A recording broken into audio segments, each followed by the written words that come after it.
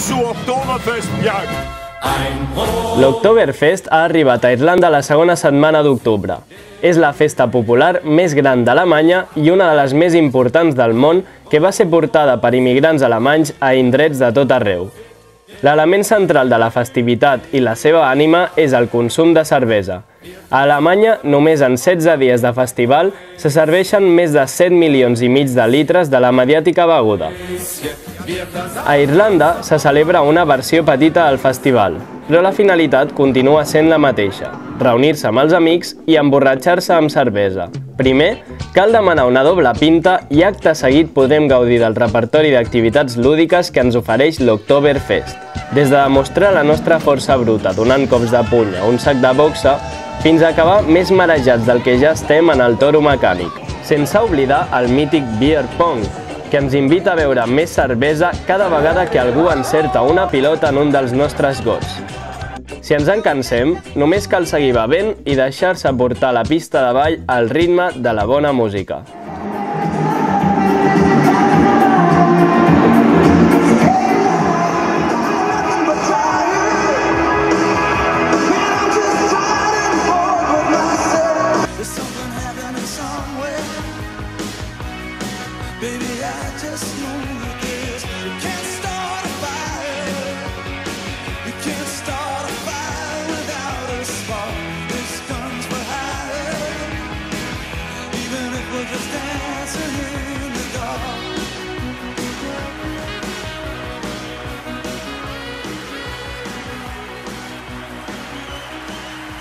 Però tota festa té dues cares, una de bona i una de dolenta.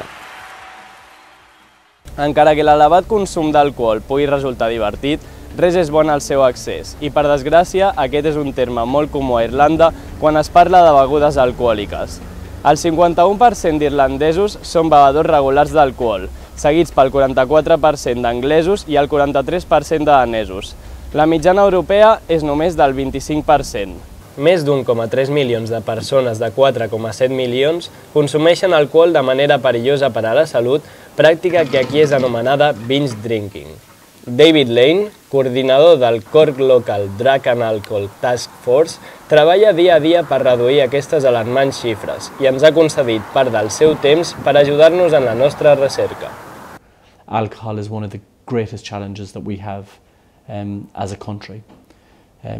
Alcohol use, and maybe more appropriately, alcohol misuse, is stitched into our culture in any significant life event. So in terms of the birth of a child, in terms of celebrating Holy Communion, celebrating confirmation, celebrating marriages, and indeed when a loved one dies and you attend a funeral, all of these major life events revolve around alcohol as well.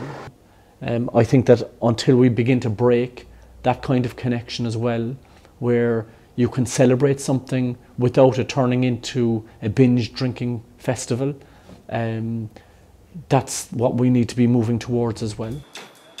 A Catalunya s'acostuma a beure en el marc de determinades festes i celebracions puntuals. El problema irlandès recau en que qualsevol excusa és bona per beure i les festes s'estenen al llarg de tota la setmana i quan els irlandesos beuen tendeixen a consumir més de 6 cerveses en cada sessió. So a typical example of somebody who would come to us looking for help would be somebody in their 20s or 30s. We have both men and women who attend our services every day, and there are as many women in the services that we provide now as there are men. One of the things that we find in people coming to us in the services we provide is that quite often people mix their using alcohol with other illegal drugs or with over-the-counter medications or with prescribed drugs.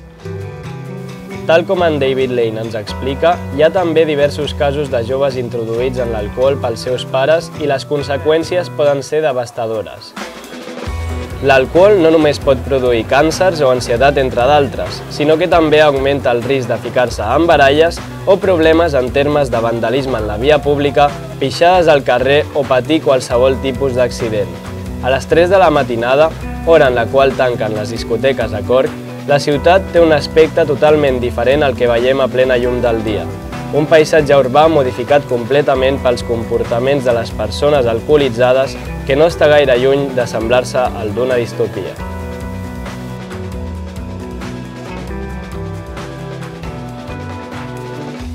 Així doncs, sembla ser que l'Oktoberfest només era una excusa més per beure, en un país en què els habitants no necessiten més falsos motius per beure, sinó que necessiten més motius per estar preocupats al respecte.